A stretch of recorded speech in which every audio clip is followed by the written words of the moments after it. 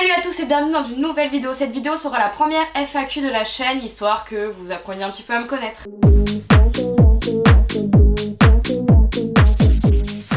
J'ai mon auto-entreprise du coup dans la création de contenu vidéo et photo. Je gère aussi les réseaux sociaux d'entreprise, donc je suis community manager et je suis professeur de danse. Alors, je ne fais plus d'études, mais j'ai fait un an en droit par défaut. Mais après, j'ai fait une année d'école de cinéma assez générale pour toucher un peu à tout. Et j'ai arrêté. Parce que tout simplement, les filières qu'on m'a proposées, on m'avait pris en production et en montage et c'était pas ce que je voulais faire, donc j'ai fait le gros bébé et j'ai arrêté. J'ai commencé YouTube le 12 janvier, donc la date de mon anniversaire. J'ai de la chance parce que je me suis entourée d'amis qui m'ont poussé à le faire. Bah si tu veux faire ça, mais c'est pas du tout ridicule, fais-le quoi. Et puis mon copain pareil, il me disait tout le temps, si ça peut te rendre heureuse, vas-y on s'en fout, tu sais, les gens qui vont sous de ta gueule, bah c'est des tocards, tu vois. Et le jour de mon anniversaire, j'ai dit je m'en fous, je vais recevoir tellement de messages d'anniversaire que les gens vont oublier que j'ai publié sur YouTube et au pire je dirais que c'était une blague, tu vois. Et du coup quand j'ai fêté mes 22 ans, j'ai posté la vidéo, j'ai fermé mon ordinateur et j'ai pleuré toutes les larmes de mon corps parce que j'avais honte, mais c'était horrible. Et j'ai été choquée parce que j'ai reçu tellement de messages bienveillants et des gens qui ont analysé ma chaîne, ce que je faisais, qui m'ont dit ah, tu peux t'améliorer comme ça, comme ça, comme ça. Et du coup voilà. Alors, ceux qui m'ont posé cette question, c'est que vous ne me suivez pas ailleurs. Parce que du coup, je suis aussi gavée active sur Instagram et de plus en plus sur TikTok. Après, pourquoi plus YouTube que les autres plateformes? Ça se rapproche plus de la télé, on peut faire de tout sur YouTube et beaucoup plus long. Sur Instagram, ça buzz vite comme TikTok, mais on se fait aussi vite oublier et j'ai pas envie de faire de l'influence ou autre. Moi, j'ai juste envie de partager mes passions, de faire rire et du coup je pense que c'est pour ça plutôt YouTube parce qu'on peut se permettre des formats beaucoup plus longs que sur Instagram ou TikTok. De suivre ce que je veux faire. Quand tu as parlé de ça, maintenant ça devient de plus en plus développé, c'est tout ce qui est les réseaux sociaux machin, mais je veux dire par exemple quand tu parles de ça à nos parents, enfin moi chez mes parents ils comprennent pas ce que je fais hein. Le meilleur conseil qu'on m'ait donné je pense c'est de plus m'écouter et de faire ce que je veux faire, quitte à tant qu'on est jeune, si on tombe maintenant on pourra se rattraper plus tard. Cette question je l'ai eu au moins une dizaine de fois, genre est-ce que tu penses que tu vas percer? En vrai je pense pas, parce qu'en vrai on va pas se mentir, on est une centaine, je suis gay et gentil ouais, mais... à vouloir faire ça de notre vie, puis aujourd'hui que ce soit, tu sais, c'est comme la télé-réalité, les réseaux, l'influence, tout le monde veut faire ça parce que c'est des métiers qui font rêver. Mais évidemment que je vais tout faire pour, et je veux dire même si je perce pas, je pense que au moins je pense qu'un jour je vivrai d'un truc dans le milieu. Je sens que je travaillerai dans ce milieu là, mais je sais pas encore dans quoi, c'est trop bizarre.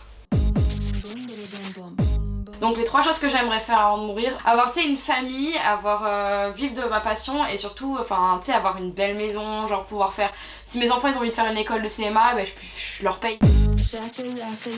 Alors ça aussi j'ai reçu beaucoup de fois cette question. Si j'ai fait une école de cinéma, c'est parce que je veux faire du cinéma. Donc de base je pensais que je voulais faire tout ce qui était du cinéma d'animation, donc plus dans le scénario. Après du coup je suis passée, parce qu'on m'a dit si tu veux de l'écriture faut que tu fasses du cinéma et pas de l'animation. Donc je suis passée en cinéma pour l'écriture et au final mon année de cinéma je l'ai passée à être devant la cam et pas derrière parce que de 1 j'étais nulle, et c'est vrai, et de 2 je pense qu'aujourd'hui je préfère jouer un rôle devant la cam que derrière.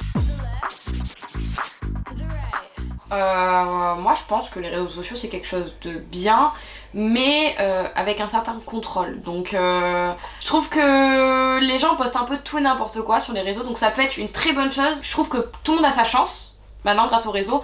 Si t'es quelqu'un de créatif, enfin dans le milieu artistique, c'est beaucoup mieux pour faire même voir les petites entreprises, tout ça. Sauf que si t'es dans le bad buzz, et il n'y a pas que des gens bienveillants en fait sur les réseaux. Et je trouve que du coup c'est à double tranchant quoi, ça peut être très bien comme une très grosse connerie. Donc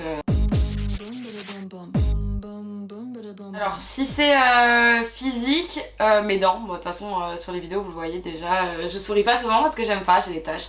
C'est le truc que je changerai direct physiquement. Donc si je suis riche, d'abord je m'achète des facettes, voilà.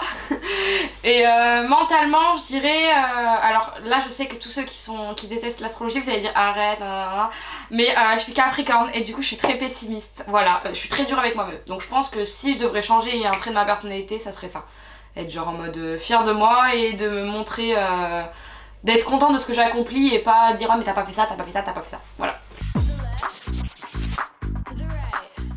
Oui. Et je crois au karma, sauf que moi, pour ma part, j'ai qu'un mauvais karma. C'est-à-dire que même si je fais des trucs bons, j'ai que des couilles qui m'arrivent dans ma vie. Donc le karma, à un moment donné, si tu vois cette vidéo, fais un truc quoi. Genre, tourne l'air nous. Voilà. Alors mon métier de rêve, je pense que c'est youtubeuse. Je pense que dans tous les métiers du monde, mais depuis toujours, vraiment c'est un truc... je pense que pour moi mon métier de rêve ça serait de me lever, de me dire super la météo, comme ça. Donc moi mon métier de rêve ça serait de me lever et de me dire allez aujourd'hui j'ai des idées, je tabasse quoi, je me lève pour faire des vidéos quoi. Mes youtubeurs préférés je pense que ce serait Squeezie, parce qu'évidemment Squeezie, franchement c'est le crack hein. J'adore Joyka de plus en plus, je trouve que son contenu, ça se voit que c'est quelqu'un de pur dans ses vidéos, qui joue pas un rôle et je kiffe ça. Et il est hyper productif. Et aussi une youtubeuse que j'aime beaucoup, elle est beaucoup moins active maintenant, mais j'aimais beaucoup ce que faisait Amy LTR avant quand elle faisait des courts-métrages et tout ça. C'est un mix de tout ce genre de contenu que j'aimerais faire et... Après j'ai pas forcément des youtubeurs préférés, j'en regarde plein, je regarde La Maison Grise, oui je vous place. Donc non j'en regarde plein mais je pense que... Il y a Mixem aussi j'aime beaucoup. Donc mais en vrai si je dois regarder là d'un coup il y a une nouvelle vidéo, je la regarde d'office, c'est quand même Squeezie. Je voudrais pas me spécialiser que dans quelque chose et que en fait si t'as envie de regarder ma chaîne tu regardes pas ma chaîne YouTube et un truc c'est pas pro le mot que je veux dire mais dans le sens de tu viens pour moi et moi ce que je dégage et moi j'ai plein de personnalités différentes, dit comme ça c'est très bizarre mais dans le sens de j'aime beaucoup de choses et je veux que te partager ce que j'aime en fait quand tu viens sur ma chaîne. Voilà. Donc je vous remercie d'avoir regardé cette vidéo, j'espère que ça vous en aura un petit peu plus dit sur moi. Et n'hésitez pas à me dire ce que vous en avez pensé ou poser d'autres questions, je vous répondrai en commentaire. Et évidemment, lâchez un petit like. Ciao!